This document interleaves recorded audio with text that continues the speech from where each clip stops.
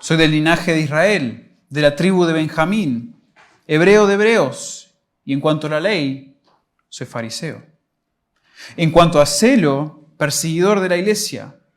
En cuanto a la justicia que es en la ley, irreprensible. Pero cuantas cosas eran para mí ganancia, las he estimado como pérdida por amor de Cristo. Y ciertamente aún estimo todas las cosas como pérdida por la excelencia del conocimiento de Cristo Jesús, mi Señor, por amor del cual lo he perdido todo y lo tengo por basura para ganar a Cristo y ser hallado en Él, no teniendo mi propia justicia, que es por la ley, sino la que es por la fe de Cristo, la justicia que es de Dios por la fe, a fin de conocerle y el poder de su resurrección y la participación de sus padecimientos, llegando a ser semejante a Él en su muerte, si en alguna manera llegase a la resurrección de entre los muertos. Oremos. Señor, gracias por este pasaje. Gracias por el testimonio de Pablo, el cual expone sus logros anteriores, su posición como fariseo, como persona justa delante de la ley, por lo menos en sus ojos y a los ojos de los judaizantes. Pero Señor, como él llegó a ver todos esos logros, todo ese mérito propio como basura, como algo con tan poco valor comparado al incomparable valor de Cristo Jesús.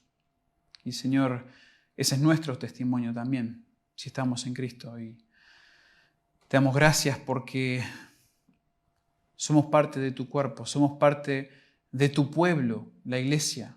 Somos la verdadera circuncisión. Somos aquellos que hemos sido transformados por el Espíritu, aquellos que nos gloriamos en Cristo Jesús y aquellos que no confiamos en la carne. Ayúdanos a identificarnos de esa manera hoy, a ser recordados de quiénes somos en Cristo como tu pueblo. Y para aquellos, Señor, que no te conocen, oro, Señor, que hoy entiendan la profundidad del Evangelio, la diferencia que hay entre el Evangelio y lo que las religiones proponen, que requieren mérito. Señor, ayúdame a exponer este pasaje claramente hoy. En tu nombre oramos. Amén.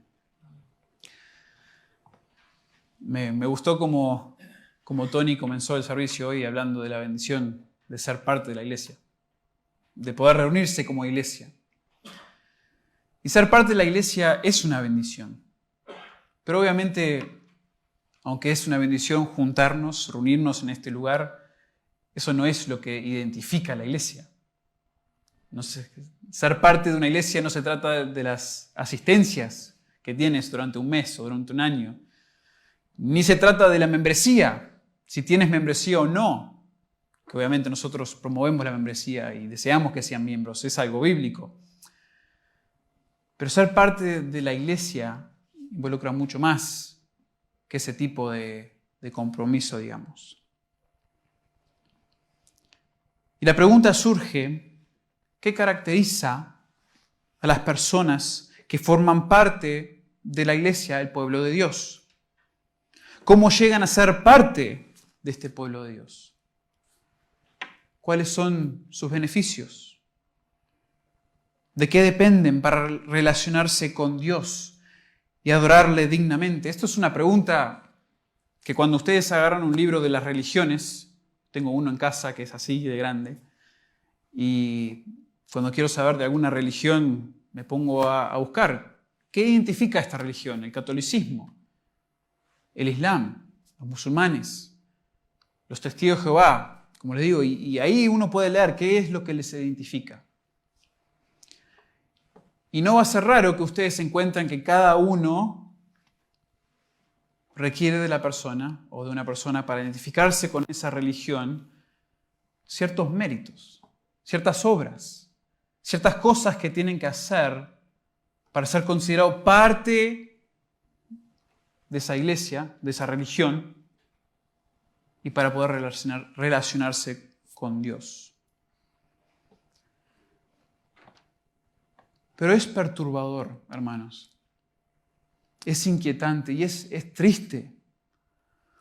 Cuando una persona en una iglesia donde el Evangelio, donde la Biblia es el centro, obviamente Cristo y Dios siendo el centro también, cuando esa persona habla mucho de sí mismo, como si fuéramos otra religión, que hablen de sí mismo, de su posición en la iglesia, de sus años en la iglesia, de su fidelidad a la iglesia, cuando lo que estamos queriendo saber es su relación con Dios, cómo se relaciona con Dios. En cualquier religión, desde aquellos que asisten a la misa, en la Iglesia Católica, a la mezquita, buscan una relación con su Dios por medio de sus obras o por medio de su rendimiento. Pero la Biblia dice que Dios cumplió con los requisitos de nuestra redención, nuestra justificación, lo cual nos hace parte de su pueblo. ¿Y por qué entonces debemos nosotros de resaltar ahora nuestros méritos, nuestras obras? A veces en las Escrituras se habla de la relación de Dios con su pueblo o con su reino como si fuera un gran banquete. Dios es el anfitrión del banquete, un hombre rico y poderoso, y su invitación es benevolente, caritativo y gratis para aquellos que son llamados a participar del banquete. Y ser un huésped en el banquete de Dios es una experiencia incomparable, fuera de este mundo. Ustedes han leído alguna de esas parábolas. Hermoso el banquete al que nos invita Dios. Y también es totalmente inesperado, inmerecido. Y por eso en alguna parábola encontramos que no corresponde en ese banquete donde Dios te ha invitado a participar inmerecidamente, no corresponde que alguno se sienta digno de estar ahí y de alguna manera pida sentarse más cerca del anfitrión porque de alguna manera se merece estar más cerca del anfitrión. No corresponde tampoco que alguien se esté comparando con los demás invitados buscando el reconocimiento de Dios y de otros debido a sus méritos, que de alguna manera lo hacen más digno de estar allí presente. Esto no corresponde en el pueblo de Dios.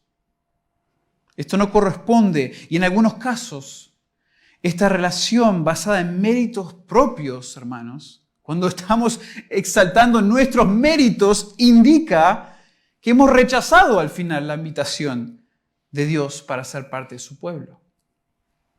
Se ha rechazado en términos espirituales la esencia de cómo nosotros llegamos a ser parte del pueblo de Dios. Porque Él nos justificó. Es su obra que nos hace parte de su pueblo por medio de la fe. Y solo para extender un poquito más esta ilustración, pero nuestra presencia sentados a la mesa del banquete de Dios y del Señor Jesús, escuchen esto, refleja la bondad de su invitación, nuestra redención, nuestra justificación, y no nuestro derecho a estar allí. No se sientan que es por quiénes son ustedes, sino que al estar allí resalta su invitación, resalta su obra a favor nuestra. Y debido a eso, el querer exigir méritos o resaltar nuestros méritos cuando hablamos de nuestra relación con Dios, de nuestra identidad en el pueblo de Dios, es ridículo. Y como Pablo va a enfatizar aquí y en otras epístolas del Nuevo Testamento, es peligroso. Es peligroso. El libro de Filipenses como ustedes saben, es una epístola de gozo. Se expresa mucho gozo, mucha alegría, mucho afecto. Pablo de una manera única realmente resalta cómo él se siente acerca de los filipenses, de su comunión con ellos en el Evangelio, de relación que disfruta con ellos. Ellos lo habían bendecido a él con algunos regalos financieros. Él sentía una cercanía incomparable en un sentido con los filipenses. Pero llegamos al capítulo 3 y el tono cambia completamente.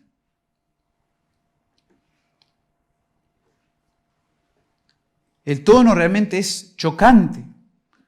Pablo comunica con palabras alarmantes y hasta algunos podríamos tomarlos como palabras polémicas, porque viene a llamar a las personas a las que él se va a referir como perros.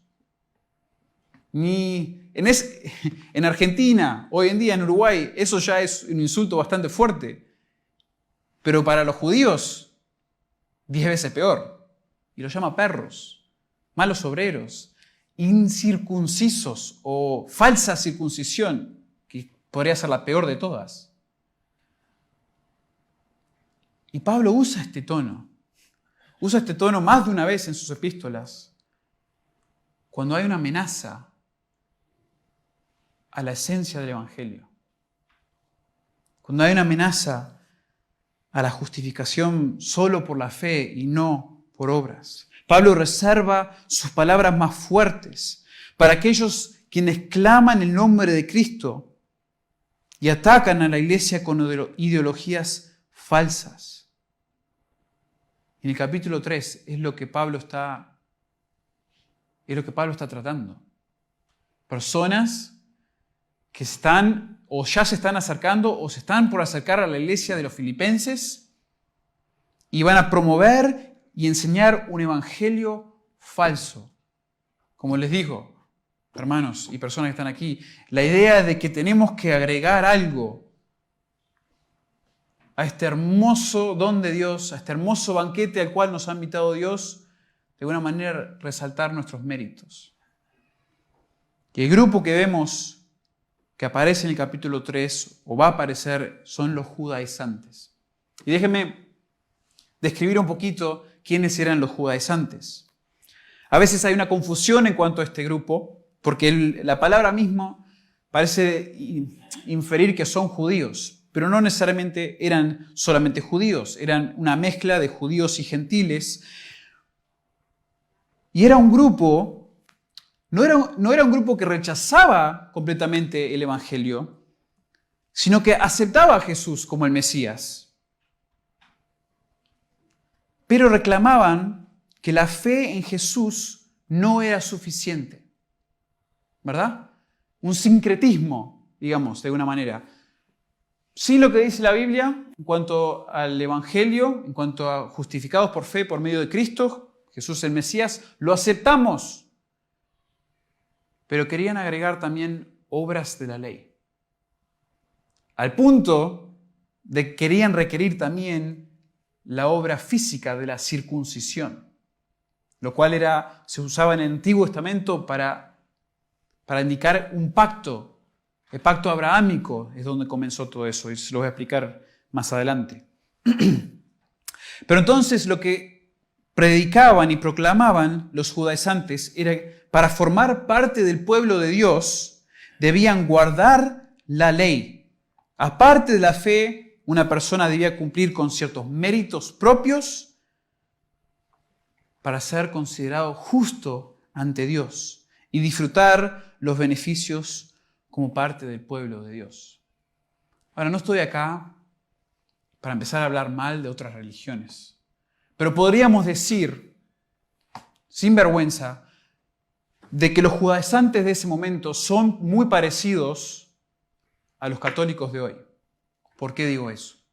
Porque ellos de alguna manera toman el Evangelio que dice Jesús es Cristo, hay que confiar en Cristo. Pero aparte de confiar en Cristo, también hay que cumplir con los sacramentos, ¿verdad? Hay que cumplir con esto y lo otro, hay que dar dinero, hay que hacer esto.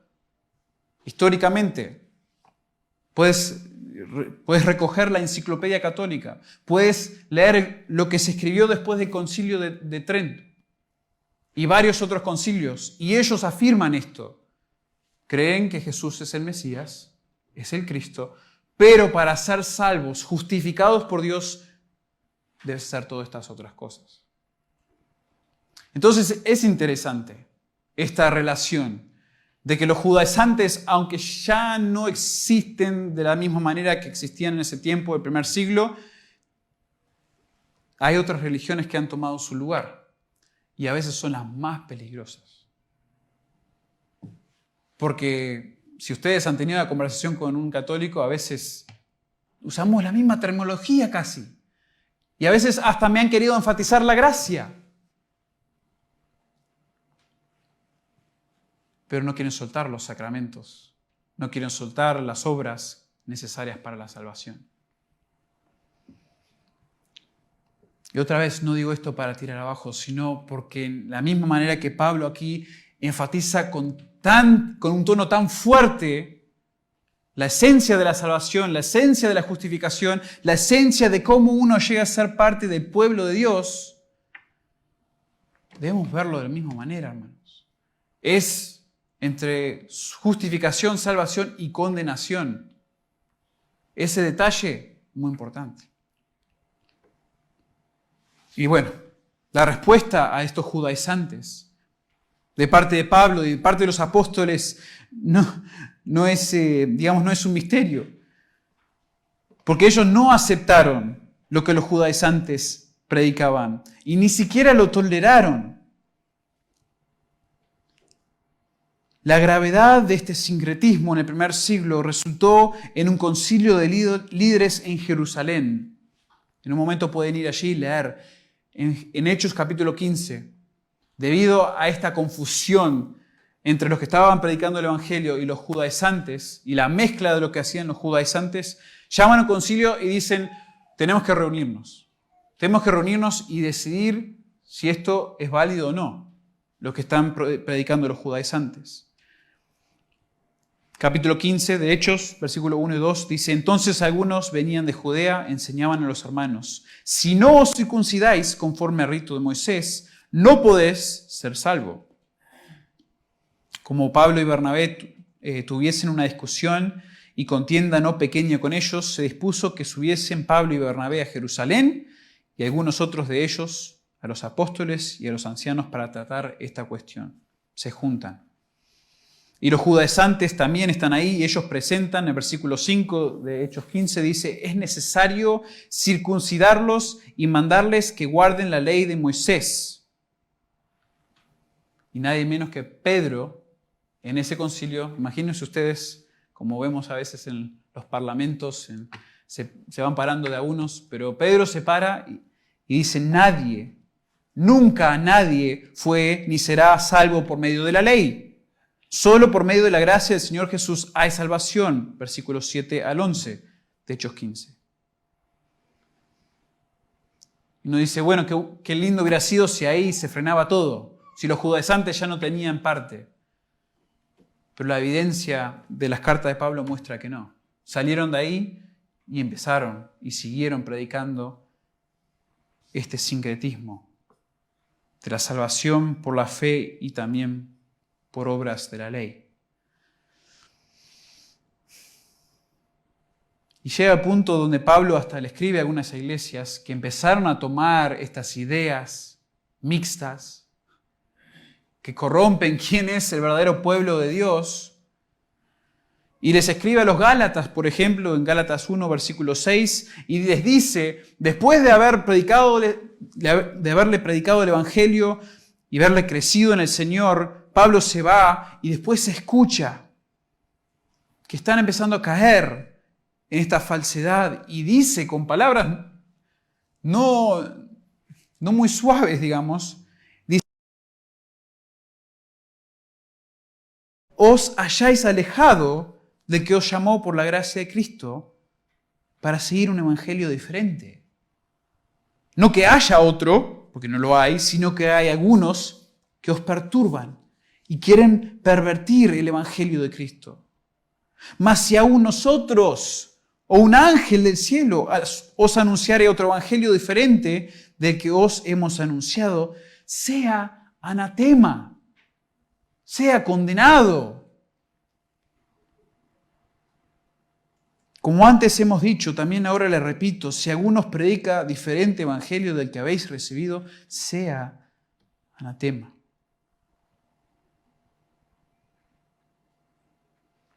Y vemos a través de Gálatas y en otros lugares que es claro que por las obras de la ley nadie puede ser justificado, solo por medio de la fe. Y el tono de Pablo en el capítulo 3 de Filipenses es muy similar. Y aunque me impresiona cómo Pablo comienza esta sección, porque realmente aquí es como una nueva sección, una carta. Ustedes a veces escriben cartas a sus amigos, sus familiares, y empiezan quizás hablando de cómo les extrañan, cómo están tan agradecidos por ellos, a recordar esta cosa y la otra. Quizás si es algún padre o una madre, le da algo de instrucción, no te olvides de lavar la sábana de vez en cuando, no te olvides de esto, y después cosas más serias, quizás. Pero llega un punto aquí, en esta sección de la carta, donde cambia el tono completamente. Y vemos que igual el hilo importante del gozo se refleja en este capítulo, porque Pablo dice, por lo demás, hermanos, gozaos en el Señor. Le estoy por dar una advertencia muy fuerte, y puede ser que vayan a ser enfrentados con algo muy difícil, pero igual gozaos en el Señor. Igual encuentren la felicidad, la suficiencia en su Señor. Que lleguen a tener una bendición interna, un estado de ánimo interno tan feliz, tan gozoso en el Señor. Y Pablo hace una transición en esta carta a una advertencia. Una advertencia que no le molesta repetir, dice ahí, a mí no me es molesto repetirlo, sabiendo lo grave que es la situación y la necesidad que ellos tienen de ser protegidos por Él y por los apóstoles, reflejando las palabras ahí, y para vosotros es seguro. Se ve que Pablo en un momento había tenido la oportunidad de hablarles de esto, de los judaizantes, quizás en persona o quizás en otra carta. Pero dice, ¿saben qué? Yo les voy a escribir de nuevo. Esto es tan importante. Y esto lo queremos escribir porque queremos protegerles. Importante que nuestros pastores, importante que nuestros líderes estén al tanto de lo que está sucediendo en cuanto al falso evangelio, a las falsas religiones, y que nos estén hablando acerca de eso, nos estén diciendo, ojo con esta persona, ojo con estos, ojo de la manera que insertan su propia doctrina, sus propias preferencias, que al final corrompen el evangelio puro. Ojo, y es lo que Pablo hace aquí. Y la manera que Pablo advierte a este pueblo es muy interesante, es muy severo Pablo. Fíjense que Pablo dice en versículo 2, guardaos de los perros, guardaos de los malos obreros, guardaos de los mutiladores del cuerpo. Y no me quiero meter completamente en cada uno de estos términos, pero son términos que los judaizantes usaban para describir a los judíos. Los judíos hablaban que los judaizantes usaban para describir a los gentiles. Los judíos llamaban a los gentiles perros. Un término muy despectivo. Obviamente acá no está hablando del dálmata lindo que tenés ahí, el caniche tan precioso. No. Cuando se usan las escrituras, generalmente es hablando de manera despectiva. Son los animales carroñeros. Lo vemos esto en los Salmos y en todos lados del Antiguo Testamento. Los llama perros. Los llama malos obreros, usando un juego de palabras. Los judaizantes se consideraban aquellos que hacían buenas obras, las buenas obras de la ley. Pero Pablo les dice, son malos obreros. Y son, dice, la falsa circuncisión. En otras traducciones dice la mutilación. ¿Saben qué? Es una palabra inventada por Pablo. No aparece en ningún otro lado del Nuevo Testamento. No aparece ni en las escrituras griegas. Es algo inventado por Pablo, pero que reflejaba los cortes que se hacían las religiones falsas del Antiguo Testamento de su cuerpo. Y dicen, en vez de ser la circuncisión que Dios quiere, ustedes son aquellos que se cortan de una manera asquerosa. Ustedes se han mutilado el cuerpo, destrozado el cuerpo, porque no tiene ningún valor. ¿Por qué hablar así de la circuncisión de ellos? Porque en la Biblia, en las Escrituras, la circuncisión nunca fue diseñada para ser un medio a la salvación. Vemos eso en Deuteronomio 10, versículo 16, en Jeremías capítulo 4. Y el Nuevo Testamento nos dice que la circuncisión no vale nada si hay desobediencia. Romanos 2. Versículo 25. La circuncisión debe ser del corazón. Romanos 2, 29.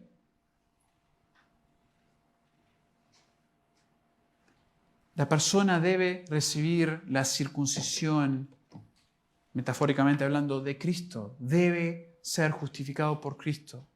Una obra física. Complacer la ley no salva a nadie. Cumplimiento de la ley de Moisés y de la circuncisión no son los elementos que identifican al pueblo de Dios.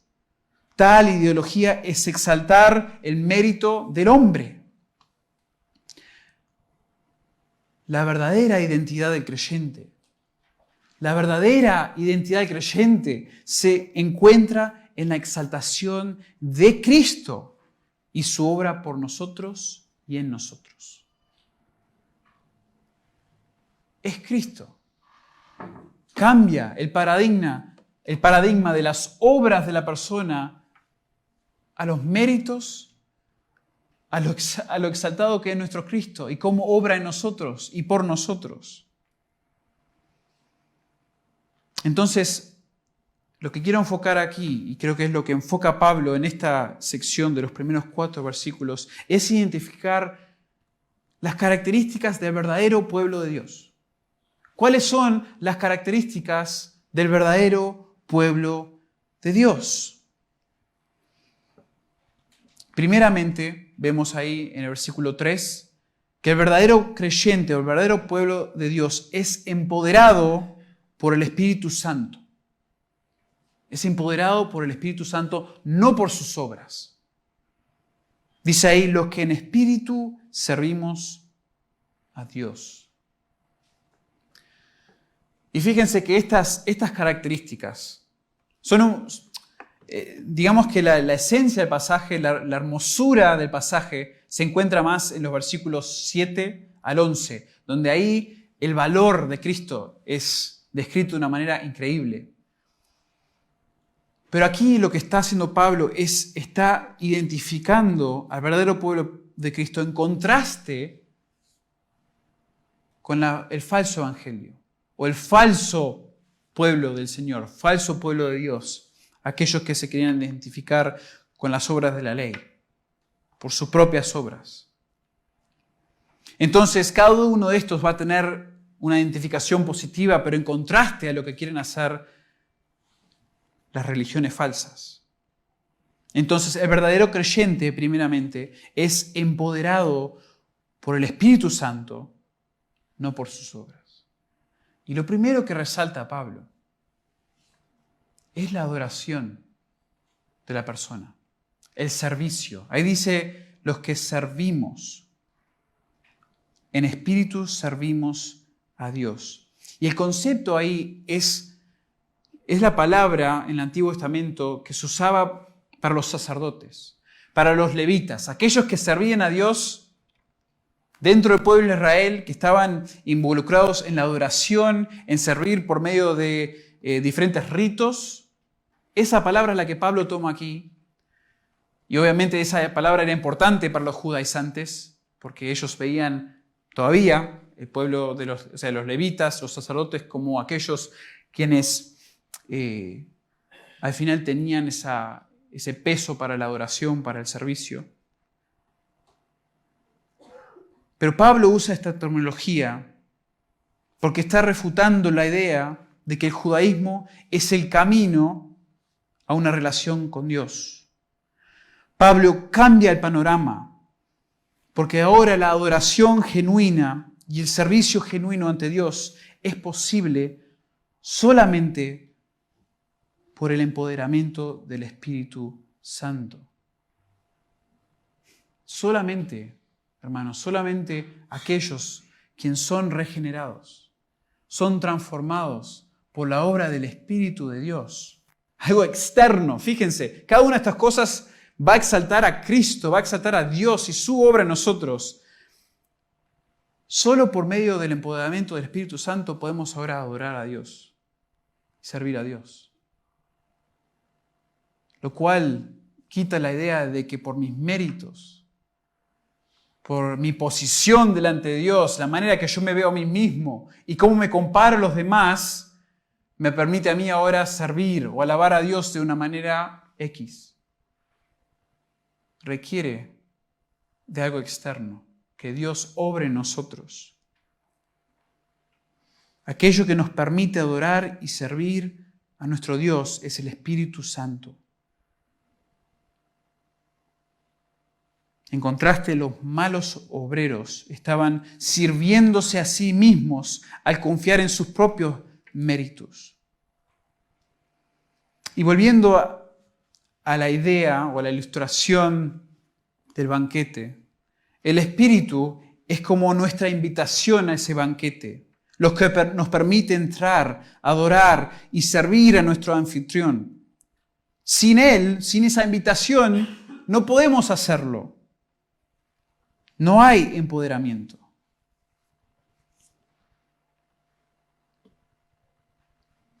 Lo que nos identifica a nosotros como pueblo de Dios no son nuestras obras de servicio, nuestras obras de adoración, lo que nosotros hacemos externamente, sino que es la obra del Espíritu Santo, supernatural, en nosotros. Evidenciado, sí, por fruto del Espíritu, lo cual es nuestro culto racional, como dice en Romanos 12, versículo 1.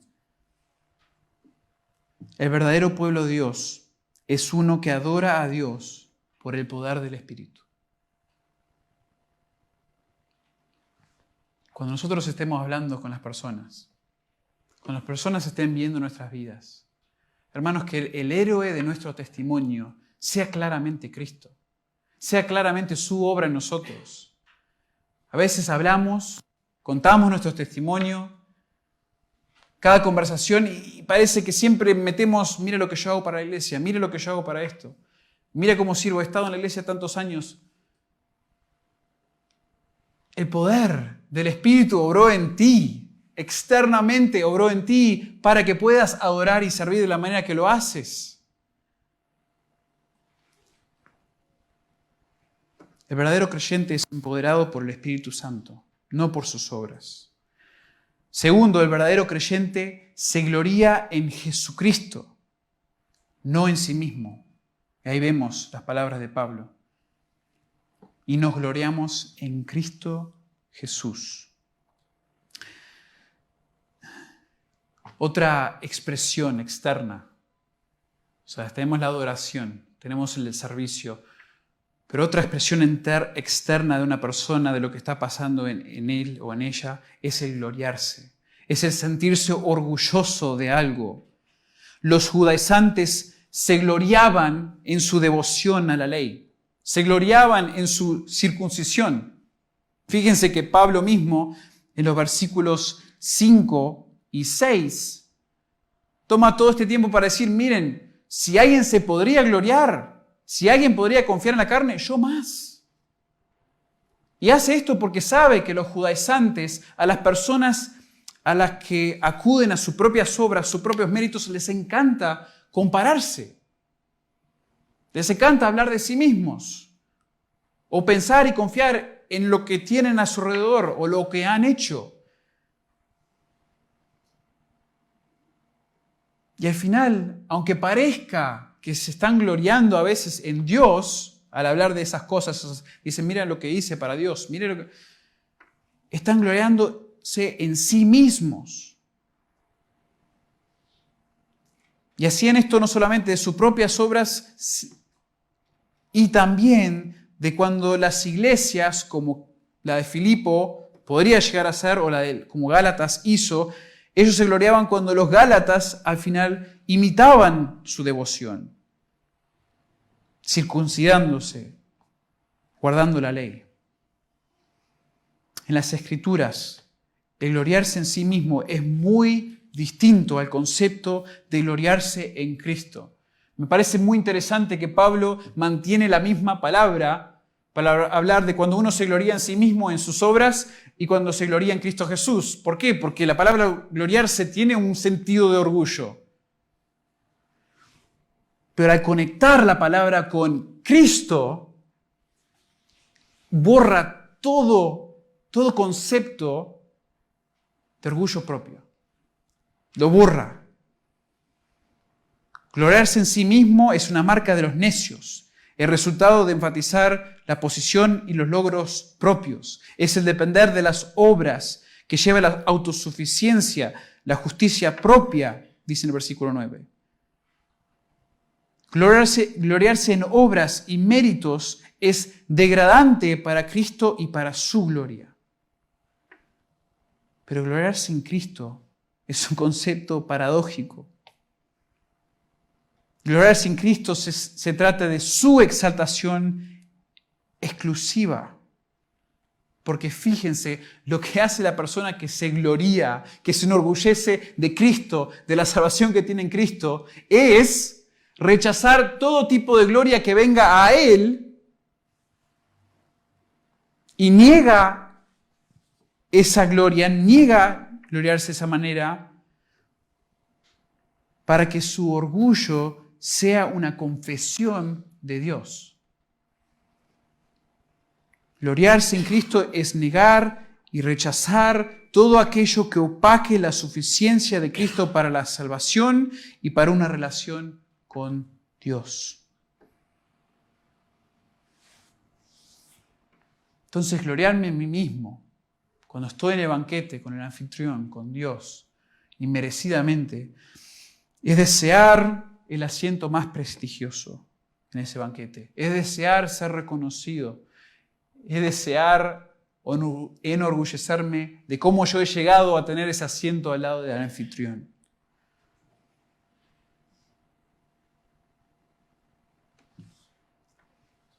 Pero gloriarse en Cristo es exaltar al anfitrión, es irse al lugar más humilde, es sentarse abajo, como dice la parábola, es estar más lejos. Y si el Señor me exalta, está a su discreción. Pero lo que quiero es que todos estén pensando en Él, en su exaltación, no en la mía. Gloriarme en Cristo. Nos gloriamos, el verdadero pueblo de Dios. En contraste a los judaizantes, en contraste a las religiones que promueven las obras que nos exaltan, que nos llevan a gloriarnos. Porque al final es el resultado, hermanos. Queramos o no. Digan eso o no. La Escritura es clara. Somos salvos por la gracia, por medio de la fe, para que nadie se gloríe. Ese es el resultado. Porque si hay obras, hay por qué gloriarse. Si hay obras que son parte, forman parte de nuestra salvación, nuestra justificación, entonces tenemos por qué gloriarnos en nosotros mismos. Pero el verdadero pueblo de Dios no está pensando en sí mismo. Y esto va muy, muy íntimo en la epístola de Pablo, donde Pablo habla mucho de pensar en los demás. Enfocarse en Cristo al punto de que los demás son la prioridad, no yo. Está muy atado, muy unido. Aquellos que se glorían en Cristo Jesús son parte del verdadero pueblo de Dios. El verdadero creyente es empoderado por el Espíritu Santo, no por sus obras. El verdadero creyente, el que forma parte del pueblo de Dios, se gloria en Jesucristo, no en sí mismo. Y la última característica de esta sección es el verdadero creyente no confía en su carne. No confía en su carne, sino en Cristo Jesús. Dice ahí, no teniendo confianza en la carne. Y de una manera enfática. Aquí Pablo está escribiendo y dicen, el pueblo de Dios, el verdadero pueblo de Dios, hace esto, adora, sirve por medio del Espíritu Santo. El verdadero pueblo de Dios, la verdadera circuncisión, se gloria en Cristo Jesús. Pero lo que no hace es confiar en su propia carne. Porque la persona que se gloria en Cristo no confía en su carne. La carne aparece mucho en las epístolas de Pablo. Pero aquí se refiere a lo que es producido por los méritos humanos, los logros humanos, aún religiosos, en las cuales las personas dependen para obtener favor con Dios. Y confiar en la carne es una confianza en algo fuera de Cristo. Es confiar en los logros. Y aquí es las obras de la ley. Y Pablo lo rechaza. Interesante que usa esta palabra carne, porque tiene casi, digamos, dos connotaciones. Porque claramente lo que enfatizaban los judaizantes es la circuncisión. Y Pablo dice, no confíen en algo que hagan a su propia carne. Un acto físico que están haciendo que de alguna manera los pone a favor de Dios. O el favor con Dios. Para los judaizantes era esencial guardar la ley para presentarse justo ante Dios y ser parte del pueblo de Dios. Esto podría incluir cualquier otra dependencia de rango, estatus o logro. Piensen en sus propias vidas. A veces hemos venido a la iglesia por años. Quizás muchos de ustedes tienen el mismo testimonio que yo, toda la vida en la iglesia, viviéndola pensando que era más justo que otros en la iglesia. Por lo tanto, era justo ante Dios. Tenía mis logros.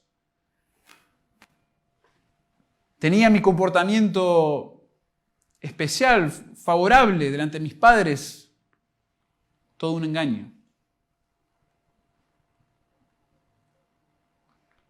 El verdadero creyente confía no en sus obras, no en sus logros, sino únicamente en Cristo. Para recibir la justificación de Cristo y formar parte de su pueblo, tuvimos que confiar únicamente en Cristo y su sacrificio. Y nuestra vida cristiana, hermanos. Y acuérdense, estas cosas sí nos identifican como parte del pueblo de Dios porque ocurrió en un momento, pero sigue siendo parte de nuestra identidad. Entonces no tomen nada de esto como que, bueno, ya fue. No, nosotros seguimos siendo empoderados por el Espíritu. Nosotros seguimos o deberíamos seguir gloriándonos en Cristo Jesús. Y debemos seguir no confiando en nuestra propia carne de alguna manera. Hasta Pablo mismo dice, y siendo ustedes justificados por el Espíritu, ahora andáis por el medio de la carne. ¿Qué es eso? No. Nuestra vida cristiana sigue dependiendo de Cristo y sus promesas para crecer y tener victoria hasta la eternidad. El creyente verdadero se identifica por no confiar en sus propios méritos para sentirse bien ante Dios y tener una relación con Dios. No confiamos en nuestros méritos. Nuestra identidad como cristiano se trata de rechazar nuestra autodependencia en logros o en calificaciones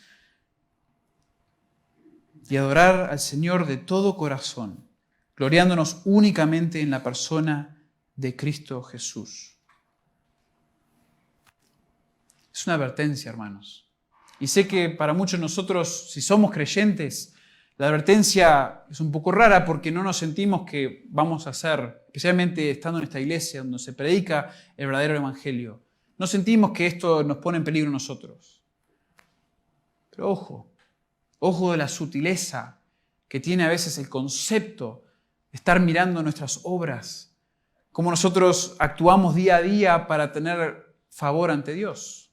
Siempre tenemos que confiar en Cristo como suficiente no solo para nuestra salvación, sino también para nuestra santificación, nuestro crecimiento, nuestras victorias en la fe.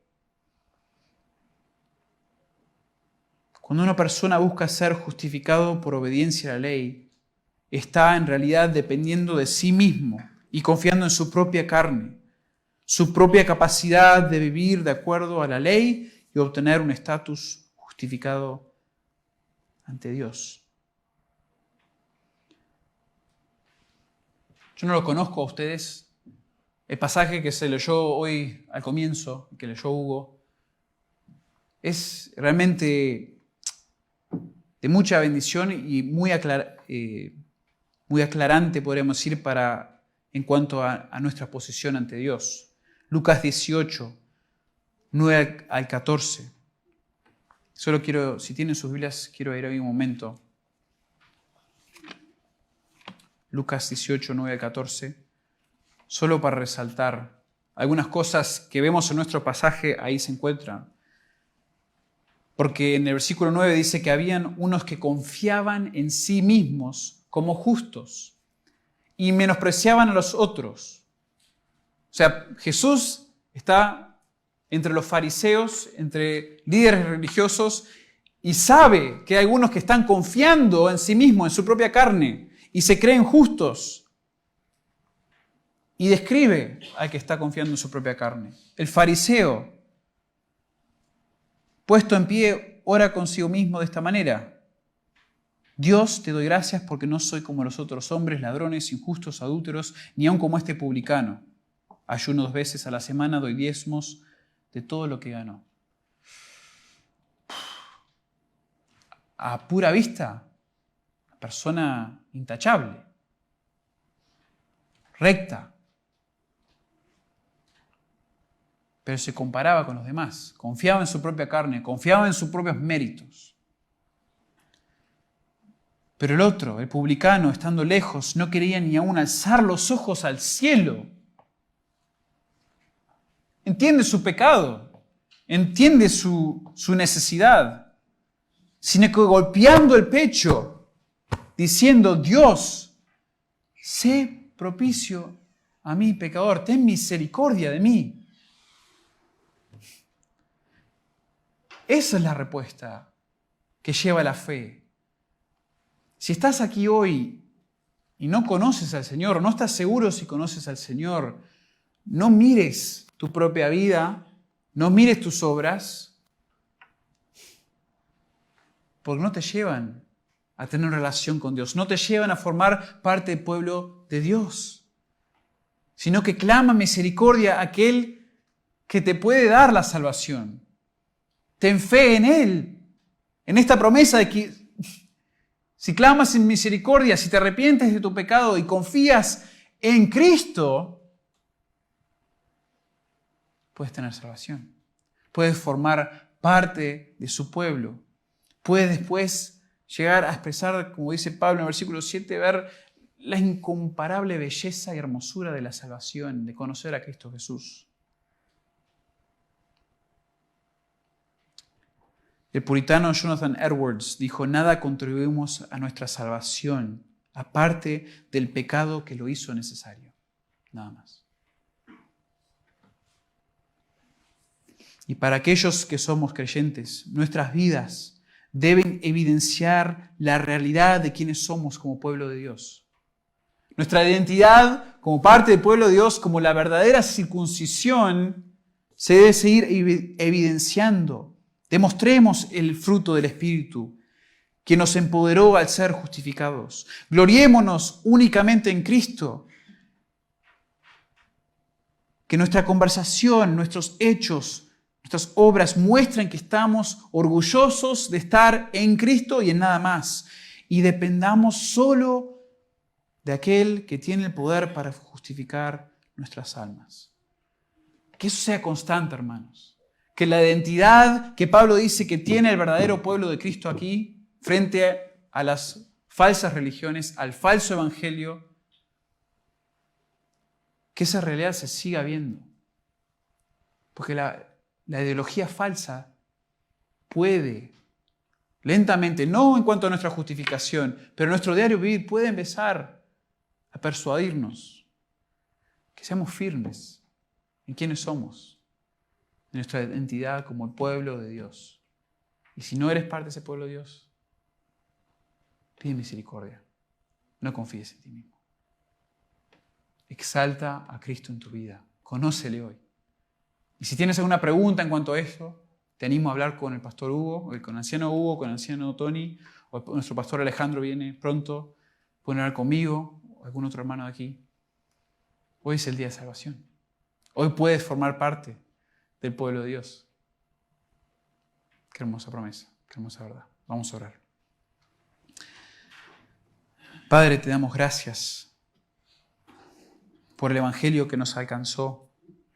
Gracias que o en esta iglesia o en algún lado tú nos alcanzaste con el evangelio puro, no el evangelio corrompido con obras,